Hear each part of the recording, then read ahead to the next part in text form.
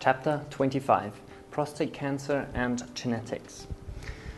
This is a genetic test for men who want to know about the prostate cancer risk as well as prostate hyperplasia, which is basically an enlargement of the prostate. It's not actually a cancer yet. And this product is shown here in the product overview. And as you can see here, it is suitable for prevention of these diseases, for early diagnosis, to catch it early, and for optimized treatment. Now, prostate cancer and prostate hyperplasia are influenced by 10 different genetic variations. And each one of these genetic variations can either increase the risk or not increase the risk. And by looking at all of these together, we can create a risk profile of a person. And these are the genetic variations that we test. As you might have seen in other trainings, this here is the gene name. This here is kind of like the catalog number of the genetic variation that we analyze. So this is a unique identifier for the genetic variation. And this is the genetic letter change. So normally this gene at this genetic variation location has a G, and it is changed to an A. And this here is just a small cutout from the report. If you look at each of these genes in detail, and you can actually find this text here, or this table, exactly like this in the report itself, so you can have an insight into the science behind it.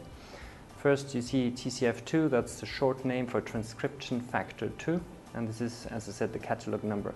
A short explanation of what this gene does.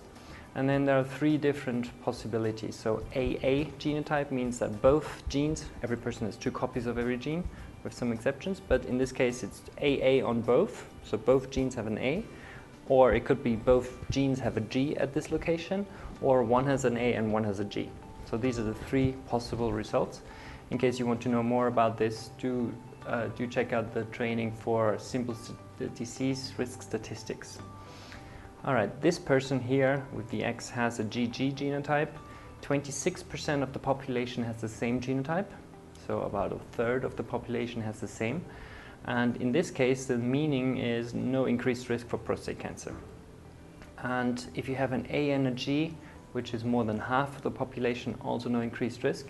And if the person had an AA, it would mean that the risk is odds ratio 1.4. If you don't know what odds ratio means, I would also recommend the disease risk statistics training. There you'll learn everything about it. So the risk is 1.4 that of a person with the optimal genes. Here are the scientific references for it. So this is just one of the 10 genes. If we look at the next one, again, there are different genetic letters that could be present. 19% have an increased risk of prostate cancer. It's a 1.28-fold risk, so 28% higher risk. And the references here show the different genetic papers that have looked at this genetic variation and found this association with increased risk.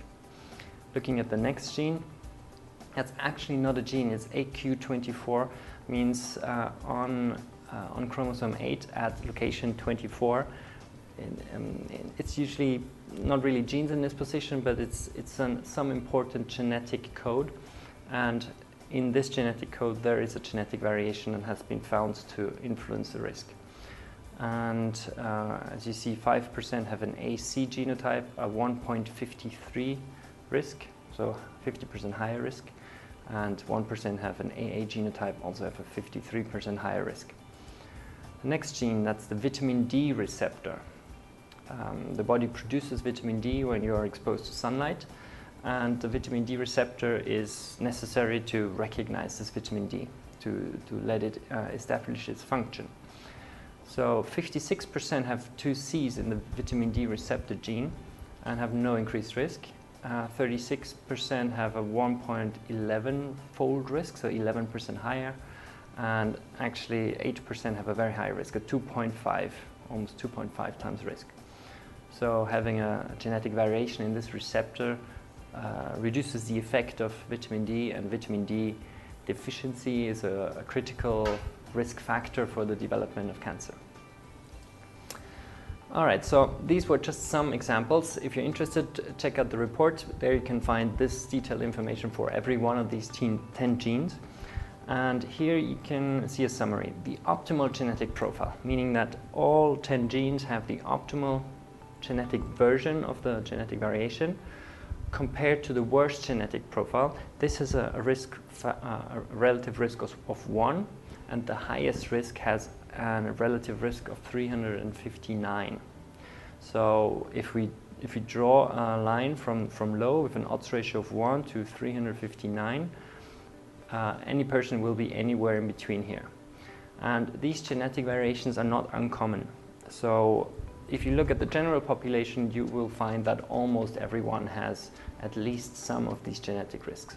Some people have more than the average and other people have less than the average, which means some people have a higher risk than the general population and other people actually have a protection. So the average risk, we know from studies, is an odds ratio of 6. So if you have an odds ratio of 6, you have the same risk as the general population. If it's higher, you have a higher risk, or lower, you actually have a protective effect. All right, and as I said, we have 3 functions: prevention, early detection, and better treatment for prostate cancer.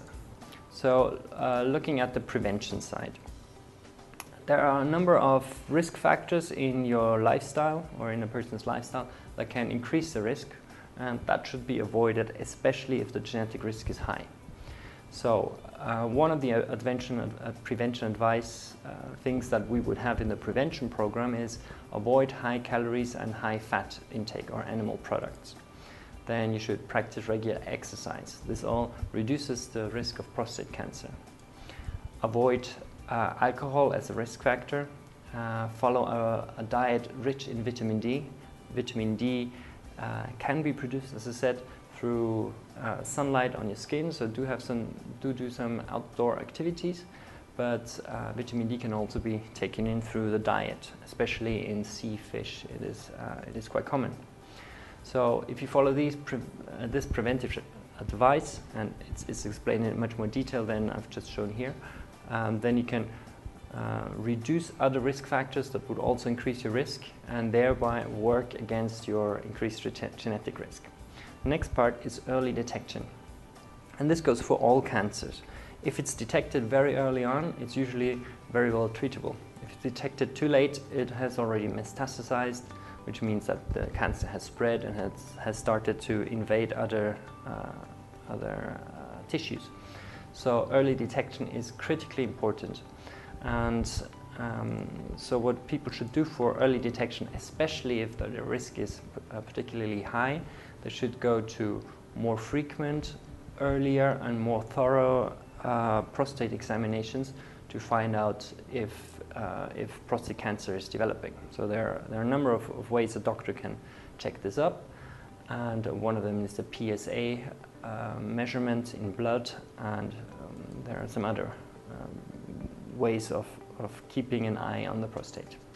And you should also be aware of the symptoms of prostate enlargement so that you can detect it early and get immediate treatment. So not that it takes years for you to finally go to a urologist to look at the problems, but you should be aware of the symptoms. And if any of these symptoms show that there might be the onset of prostate cancer, you can get immediate treatment, and as I said, that is usually very effective. So we do our best to prevent it. We then make sure, especially in high-risk cases, that we find it early if it ever develops. Obviously, the aim is not to let it develop, but if it does, we can detect it early. And then we have improved treatment. There is a training on the pharmacogenetics part, so how drugs are metabolized, how they work, and how they might not work or cause side effects. We have certain genes, and these genes break down a certain drug. So one drug, which might be a chemotherapy drug, is metabolized by one gene. And if this gene is deactivated by some genetic variations, then the chemotherapy drug might not work, or it might cause very severe side effects. So what we can do is we test these number of genes, and then we can look at anti-cancer drugs, anything to do with cancer, not just chemotherapy, but all surrounding drugs as well. And then we can see how fast they're broken down. And you will see this kind of table. These are the different substances. This is the effect. So this drug will have normal effect. Some people have a slightly higher effect because their drugs might be activated more quickly. Then the breakdown is different, so for some people it's 100%, or for some drugs, some it's 95%. Some people have more common adverse reactions which should be avoided, and the recommended dose might also differ. And if an alternative is recommended, if the drug really is not broken down at all, then you would see here that there's an alternative drug would be advisable. And that's the end of chapter 25, prostate cancer and genetics.